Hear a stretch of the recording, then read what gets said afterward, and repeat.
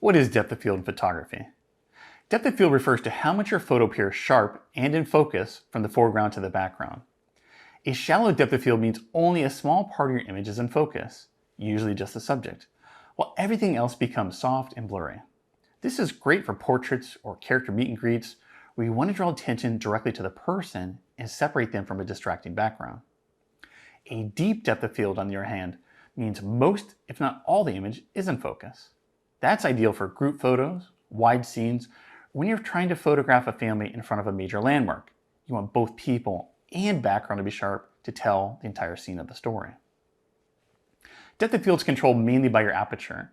A wide aperture like f2.8 or f4 gives you that blurry background look, while a smaller aperture like f11 or f16 keeps more of the image in focus from front to back. But it's not just the aperture. Distance matters too. The closer you are to the subject, the more shallow your depth of field becomes, even if you keep the same settings. And your lens choice plays a role too.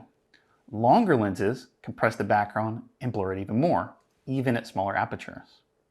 Take this photo for example. The family is perfectly sharp, while the cruise ship behind them fades softly into the background. That's shallow depth of field in action, and it works because the focus is clearly on the guest, while still letting the viewer know they're on a beautiful cruise vacation. In souvenir photography, getting this right matters. Blur the background when you want to highlight the subject emotion, but when the environment is part of the memory, like an iconic background, a ride, or backdrop, make sure it's in focus too. Want to learn more about focus and framing and how it impacts your images more? Click on the link in the description to learn more from our photography glossary.